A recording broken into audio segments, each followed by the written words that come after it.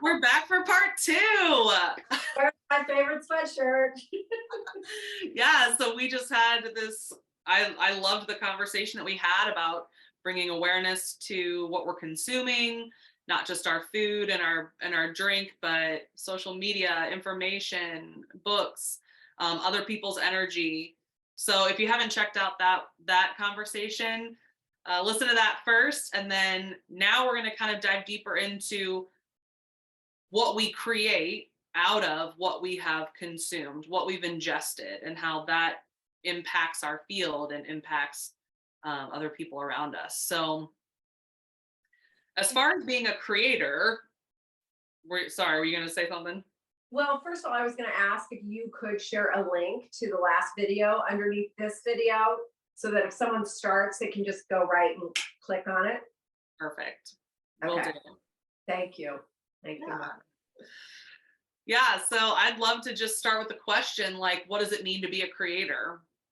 And I'm a former high school English teacher, and so a big purpose of mine in helping students explore creative writing was to help them understand that everyone is a creator, everyone is creative. And I don't know how many times I'd hear kids say, well, I'm just not creative, or I'm not a good writer, right? And there's different types of writing, there's different types of painting, different types of creating. But the reality is, we're all writers, we're all artists, we're all fashion designers in our own way. It's like I'm trying to think of all different pursuits of different arts, that we typically think of. I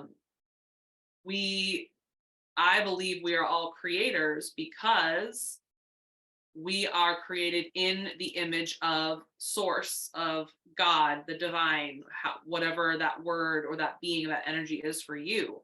So we are the microcosm of the much greater I am. And because of that, we also have the ability to create and to heal and to create new experiences for ourselves and other people. Jesus said to his disciples, you will be able to do everything that I have done and more. We are meant to create. Okay, and then here's my version of we're all creators because either consciously or unconsciously, we are rearranging matter to make something new. So we are in the field, right? The field is full. It's teeming with potentiality, with form waiting to take shape. My energetic field rearranges that matter and produces something new, tangible or intangible, tangible or intangible. So whether I make, a piece of art or write a score of music, I am creating from the energy field. I am creating the experiences that I encounter in each moment with my thoughts. Therefore, I am a creator, whether or not I am creating tangible art. But we are rearranging matter. If you want to look at it that way, then we're all also creators because we are creating our own reality, which is something that I've kind of been playing with. So when I first started on this journey of branching out of Christianity, we'll just say like dogma approach with religion, the idea that I create my own reality was new. Because my experience with religion is you're constantly outsourcing your concept of God, right? God exists outside of you. And then I started to experience and know that I am also God, and God resides within me, and therefore I am a creator. So I am creating my own reality. And if you listen to part 1, you'll hear Julie's story of how she kind of stepped into some chaos energy and then created more chaos for herself, which we all do. We all do, whether it's chaos or anger or, whatever it is. So but I'm also now kind of bringing this pendulum swing back of like, and also there are things outside of ourselves creating our reality. So how can we be creators, creating our lives? I guess, what do we have actual control over? What are we creating? Okay, so we are in a shared space of co-creation. We are in a shared space of co-creation.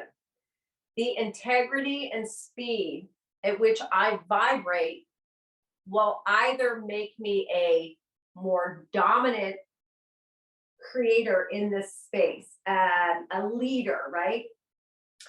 Energetically, I will magnetize that which I am radiating. So if we are energetically co-creating, but frequencies are always trying to find resonance, right? So if I'm able to hold a field, right, a quote higher vibration, it's going to start pulling kind of those lower vibrations up. And then that which we all experience and co-create together will be more harmonious. And that's why, maybe you've heard people say that your individual vibration impacts the world. And that seems an insane concept. We Right. have, Julie and I have these dance parties on Thursdays, Durga Thursdays.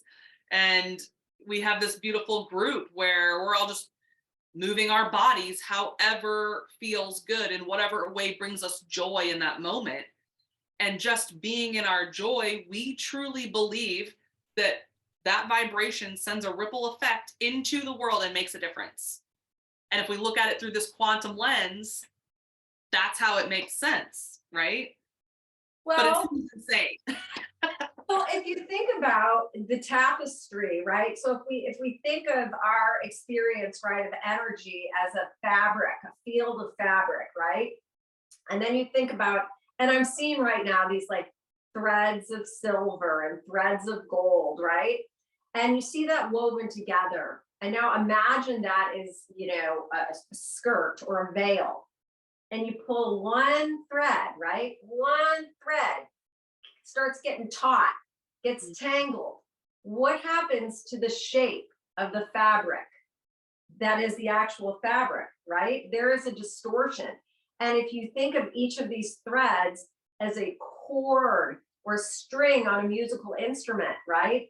It will impact the vibration that's flowing through there. So, I mean, I think that's just kind of a way to explain what you're saying, right? So when we're, so yeah, and something else you said that I thought about being creators, whether it's writing, going back to what you do, which Claire is a beautifully gifted and talented writer, and I know you've had like big impact on your students. So I just want to like give a nod to that because all of those creations are so important. So yes, we are creating intangible, things, but also there's artwork that's very powerful, music, like we talked about on the last episode, and then poems and short stories. I want to take it kind of a step deeper into what we're talking about here. What I have consciously or unconsciously consumed creates. So a piece of art is oftentimes a distillation of experiences I've had. A story is a way I'm creating from a place of understanding, externalizing, and integrating experiences that I have interfaced, right? So it is such a modality for healing and understanding. And when if there's childhood trauma or, some things that have gone on, okay, you consumed that, right? Consciously or unconsciously, you received anger or abuse or all that. And now through the process of creation, I can externalize that experience into matter, right? That I can receive and heal from, right? In a new way. So it is this cycle of receiving and creating, receiving, creating, but there's an integration that happens in there. And that's where the thread of consciousness comes in. Needs to be, I believe, part of all of it, the consciousness. So that just resonates, that reminds me of the life death cycle in general, because if you think about consuming something, that is kind of a death, right? I mean, we have to kill a plant or an animal to consume it. And then what we create out of it just keeps that cycle going. And that's why, you know, when you go through a lot of therapeutic approaches, when you're dealing with addiction or any kind of recovery, they use art. That's why. And it's a beautiful expression of like taking something that was painful or that may have represented death in your life and creating something out of it. That's one of the laws our entire universe is built out of. Like, my husband and I are working on our garden in a new property. We just moved last summer, so we're setting up the garden for the first time. We read all these books about like different plants to plant, how you plant them, blah blah blah. The number one thing a planter has to worry about is soil. And what makes the best soil? Shit. Literally chicken shit, manure. I mean, we're spreading this bag. This smells awful, right? And I think of like mushrooms that grow off of dead things. Like, we see this reflected in the natural world everywhere. Life coming out of the cycle of death. And so, as we are part of this natural world too, it makes sense that this is how we process. This is how we make sense of things, right? Well, it's interesting that the process of integration occurs through an externalization. So That makes sense. Got to get it out of here and out of here. right. And so in that car accident, I created, right? I created from the space that I was in. That happened naturally. We are all creators. So I continued to participate in that, and I created more of that. That's what occurred. And that's the natural order. And as the energy, you know, we can talk about solar stuff and all that, and I don't want to get into that because that would really muddy the waters. But the times that we're in right now, they're amazing because creations are occurring so quickly. And a lot of, I think, what humans have either, you know, consciously or unconsciously been prepared for is the quickening of the arrangement and rearrangement and the degradation of matter and the recreation that comes from the degradation. It's happening so fast. And, you know, we can say the phones and all of that. Oh my gosh, there's a lot of things I don't like about the speed of technology. But it has prepared us for this pace, right? This pace that I can use to create beauty and wonder and harmony, or I can use to create chaos, destruction, illness.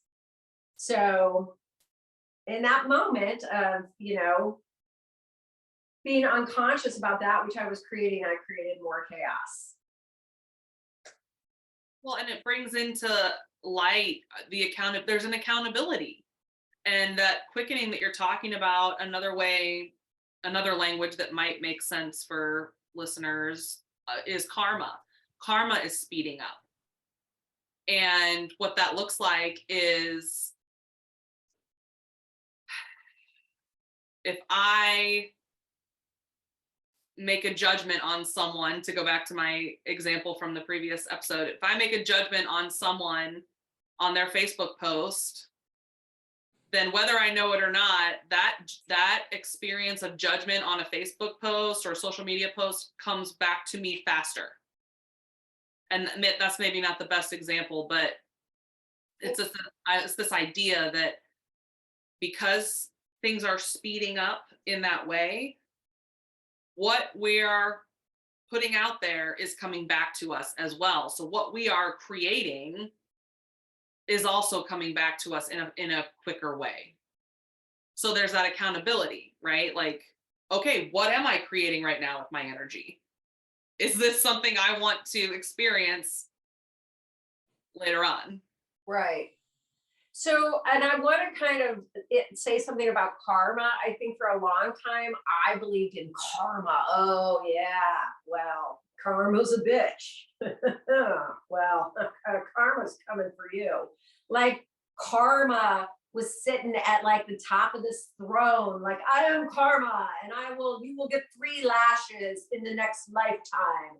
And now I'm going to get my 3 lashes next week. My kind of beliefs around karma have changed.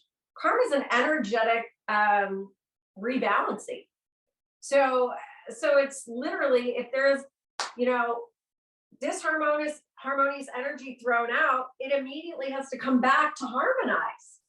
So if I'm out of harmony, the universe is quickly coming back to me and going, you know what, you need to find a way to harmony again. Yeah. And in that way, it's kind of just changing the idea. If you went from I know you went from a Christian background and I went from a Catholic background, like, karma was kind of like God, right? Like, oh, your punishment day is coming. And if we can take, or at least I have taken that out of the whole thing, it's just energy. Energy is trying to find balance. So if I'm throwing, it's like the boomerang, right? If I'm throwing shit out there, right, shit's got to come back to me to clean the shit up. But if I'm sprinkling, pixie and stardust everywhere, I'm going to get more of that. And in Absolutely. That way, it becomes really pretty simple. I mean, it's like, okay, do I keep putting my hand on that stove over and over again? We learn that pretty fast, like, because instantly, ouch.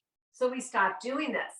This quickening that we're saying, you're going to get that ouch real fast. So thank you. Because maybe it won't take me 7 lifetimes to stop doing whatever. You know what I'm saying? Because we weren't getting that feedback that we need as humans. We need feedback. And oftentimes it's feedback that doesn't feel good in order to create the energy in me to not turn on that TV show first thing in the morning, to not eat a bucket of popcorn, because I got feedback, I don't feel good. We don't make changes until we have that feedback. And so this quickening is such a gift because I can be reminded very quickly. It's just a gentle, like, ugh, oh yeah, I just put my hand on that stove, or I just judged somebody, or I continued to, participate in a chaotic energy field. It's like, whoop. And I'm like, guess what? Next time I'm in a situation like that, I will turn around and go home. 10 years ago, I wouldn't have had that experience 25 minutes later. Right. I would not have created from that field 25 minutes later, and I wouldn't have put 2 and 2 together. I would have thought these were these random events. It would never occur to me that they weren't related, but it's all related. So you bring up a good point, and this is depending on your perspective, how you look at this. As you cultivate your energy, you become more in tune with your vessel. You start to notice how you can shift the energy, you can control and manipulate it. You become more magnetic. And so, again, with the accountability, understanding that magnetism, understanding and taking radical responsibility for attitudes, for and you know me, I'm all about endarkenment. I love me a good like deep dive to the underworld. Don't talk to me. I'm maybe not getting out of bed. Like, love it. That's not what I'm talking about. I'm talking about the energy you bring to a group, the energy that you're showing up to that family gathering with, the energy if you're a teacher or a team leader, or if you have some role, a leadership role, what are you creating in that sphere, right? There's that accountability, especially for those of us who are doing the energy work. And I'm not saying people who aren't are off the hook, but there's a greater magnetism to it, so that what you're putting out, that is what. And I love how you said that. It's not a moral, it's not a judgment. You did something wrong and now you must pay. It's literally, it's one of the laws of thermodynamics, isn't it? Like every action has an equal and opposite reaction. I mean, I was clearly no science scholar, but that it's just the laws of the universe in which we exist. That's a law of the video game. It's how the video games play here on Earth, you know? Well, and right now I'm getting a visual that's being offered, which is the scales of justice. So we have this idea of justice as like a judge with the, whatever that thing's called, yeah, but it is literally, that's how the energy works. So when something's way up here, it's finding balance. I mean, karma and justice are related, but it is really that thermodynamics, energy, equal and opposite, whatever, what you just said. But that makes me, oh, sorry, go ahead. So to become a either unconscious creator or conscious creator, we talked about our conscious or unconscious consumption, either consciously or unconsciously filters through or our creation process, right? Whether it's our life experiences, a piece of art, writing. So let's start with, we're all creators, whether you think you are or not, you are. All right. That being said, whatever I have entered into a contractual, quantum, energetic agreement, that's my palette. That's my paint palette. That's my pen. Those are my pencils. That's what I'm creating with. So it's like, okay, if you're going to get ready to paint a big mural and you have ideas about what you want it to look like, and what you want the viewer to experience, right? And what size you want it to be, you're going to be real thoughtful about that, right? How you select the tools for creation, a good time to do this creation. All of these things, if you can bring that thoughtfulness into your day, into your life, what's the best time? What am I trying to create? What tools are needed? Who's it for? Right. Is this a conscious creation or is this unconscious? And unconscious creations, they kind of scare me, because I think I lived the first, I'd say 40 years of my life unconsciously creating. And I believe that I am naturally pretty energetic and dynamic and magnetic. I think some people are, it's not, I don't know. You just see people that are high energy, right? And have a lot of, I am like that. I was so unconscious of my power. I created so much. I mean, so much. People have said the story of my life, like the psychiatrist said to me, if your life was a movie, I'd watch it fucking twice, because it's ridiculous what I created. You wouldn't believe one person could create all of this, because it's unbelievable, and it wasn't fun. And I do believe all of it was used to help me become more conscious and use this creative energy for healing, for harmony. But man, my unconscious creations, wow, that's some scary shit. So if we hold the idea that we are all creating, you can look at your life And I'm sorry to say, you had a hand in creating that. It might have been a community mural. It may have been, but guess what? You were a part of that creation. And until I was able to bring awareness to that, it took probably after my second marriage, me really sitting down with myself quietly. Man, I had to get super quiet because I recognized I was the main player in every one of these things. Every single thing that happened to me, oh, it just happened to me. I have a child with a disability. I got pregnant the first time I had sex. I was raped on spring break. I mean, just like so many things. You know why? Because I was unconscious. I was unconscious. And there's a million causes for that. And that's a whole another episode.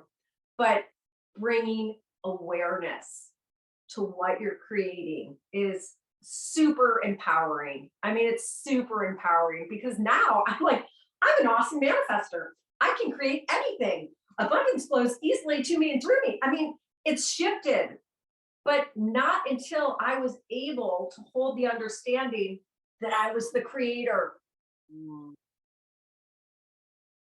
Yeah, that, and I'd love to thank you for sharing your story because that's most of us, all of us are unconscious for so long, right? But, and you're right, I think this is a whole other episode of victim story and victim mindset and how much are we involved in the things that have happened to us, and that requires a lot of delicacy and a lot of compassion and understanding. There are still victim stories in my life that I just am not ready to let go of because I am a fucking victim, damn it. Right? So I would love to explore that more, but bringing up that idea of manifesting, I think that's a hot buzzword that's thrown around. Oh, I manifested this, and it goes back to kind of where we started with this conversation of how much are we in control of our lives and how much it's the whole fate or free will thing, destiny or free will. Are we being guided? Do we have any free will? Do we have choice? I believe we do have a lot of choice. But if someone were looking to create something specific in their life, what would be a good approach, with this? What is manifesting? What does that even mean?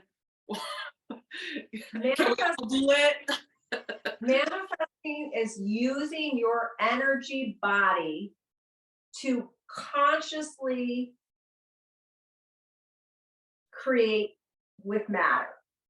So if I am taking the potential for anything I want exists in the field. It's there.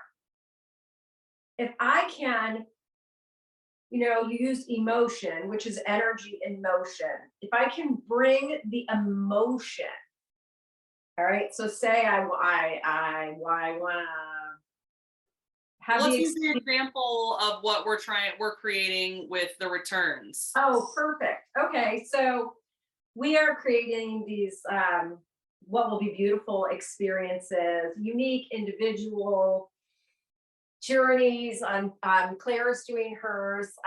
Well, we're doing them together, but she's sort of leading the Earth returns, which are kind of in the woods and camping experiences, and then the ones that I'm somewhat leading are in the waters of Exuma, this beautiful island. And okay, first of all, I begin to visualize, right? I know where I know the waters of Exuma. I know my why, all right? I know my where. I know my why, right? And then I tune into how it will feel. I get fired up by connection.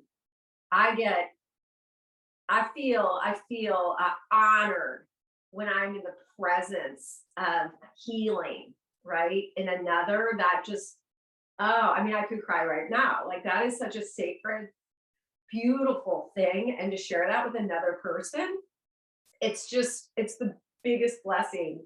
And it's how I like to use my life. So when I can bring the energy that I'm feeling right now and imagine being in the waters of Exuma and these returns, I'm I'm creating a dynamic energy field around an experience that has yet to find form in my reality, but it's there. And my energy in motion, which is my emotion, is magnetizing it and drawing it to me. Mm, So, love that. Yes. Yeah. And then once we have that creation in our mind, this was kind of what I experienced in creating my writing business. I vision boarded. I took 3 days to kind of just like meditate, do a bunch of kind of movement in my body. When I move and when I dance, I get messages, and so I was just like journaling. I did a big vision board, and it's kind of like planting the seed. I see manifesting as like planting the seed with your visualization, with your heart, coming from your heart space. Why do you want to do this? Why are you creating this? And then letting it go. And that's where kind of inviting in the external sense of the divine of like, okay, this is my desire. This is my vision. This is what's been put on my heart. I don't know how this is going to show up. I have no idea how this is going to happen. And then the manifesting, it's kind of like it's set it in motion, and then the universe conspiring in your favor. When it comes to fruition, it may not look anything like you thought it was going to look like. And it probably won't, right? It's going to look exactly how it's meant to look. Our role is showing up for that kind of the planting the seed and then like birthing this through the vessel that is our life. This is totally. channel, right? Yeah, and that's funny because right when you said vessel, that's what I was thinking. And as an artist, when I'm creating something, I sit down with the energy that I'm having that day, and oftentimes I don't even know what I'm gonna do or paint, right? I just allow something to come through me. And the minute I start getting attached to my creation, because I'm like, ooh, this is looking so good. Like, wow, look at me go. And then, now I'm thinking about it, and I'm like, ooh, I want it to be good. And then I mess up, and I'm like, oh man, I just messed this up. And then I'm like in judgment about it. And then I'm like, no, it's okay. Just keep going, keep going. I think of that in bringing sort of a vision through you, right? At times you're going to go, wait a minute, this is so off track. What is happening? This isn't supposed to be here. And then oftentimes when I'm at the end of the process of creating something artistically, I'm like, oh, well, I don't really know where that was going, but actually when it did that little mistake, that Hmm. that created a whole new direction for what was being birthed. And so not being attached to the timing either, so there are times, to go back to the beginning of the last episode, there are times that energetically support something, right? And is it um is what I'm desiring, will it benefit the all? Okay, so it might be a beautiful idea and vision, but it's like a parent, the universe, it's like, not now, not now, it's just not a good time right now. And so having that patience and not forcing something through, or being like, oh god, I just suck at this, I just it's like it's not time yet. And having that faith, right, that you are co-creating with this field of energy, and having the faith, right? And the enthusiasm and the action and the emotion. That's that's the process of quote manifesting. And you're right, it is a buzzword. And I guess we throw words around a lot of times without thinking about what that actually means. And that would make me an unconscious consumer. Yes. Yes. Yeah. But I love that. I love that approach of just, first of all, coming to the awareness that I am creating every moment of every day with my field, with my vibration. And then now that I'm aware of it, what do I want to create today? And that's why I call it prayer or meditation or whatever you call it. That's why it works. And prayers for other people, I don't know why, are more powerful somehow. Because there's that energy of sending it out for another person. It just amplifies it. That's been my experience. Well, there's a purity in the offering. And the errors that I have internally that have yet to sort of heal and reveal themselves to me in terms of worthiness and readiness,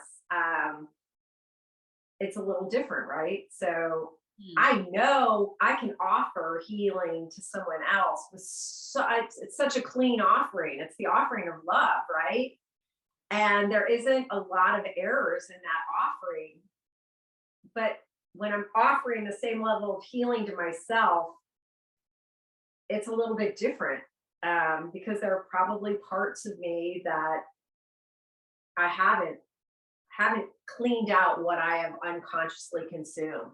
And a lot of that is what we grew up in, right? Whether it's, a dysfunctional family or a church system that was distorted or disempowering. Those things have just so many layers, and they reveal themselves to us as we're ready.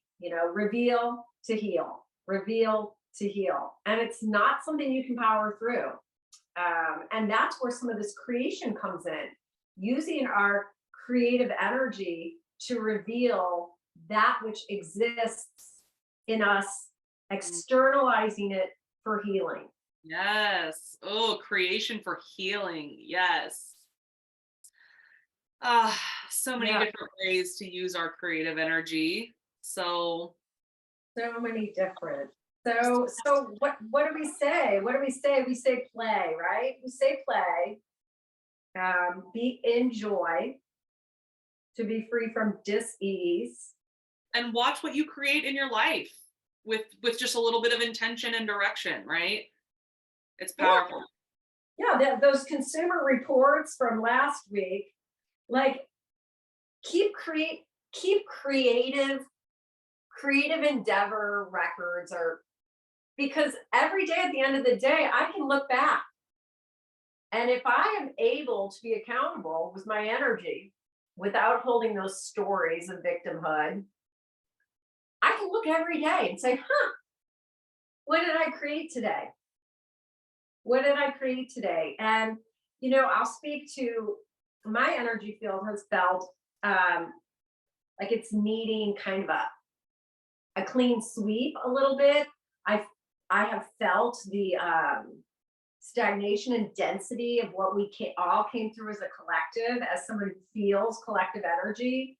It's been dense. It's been a dense couple of years. And so while I haven't created a lot of disharmony, there's been a little bit of I don't want to make too many big moves, right? Because I'm aware that I am a powerful creator, but I'm also aware that the energies right now they're swirling and they're shifting. And so I can look back at my day, and I've been feeling a little bit like I should be creating more. I should be creating more, because historically I'm a master creator, whether they're works of like awe and wonder, or that will leave you just scratching your head and hiding under a table. I am a creator. And I think the recognition that right now we're coming into some clean, new energy. Oops. Are you there? Yeah, you're good. Okay, it went low power.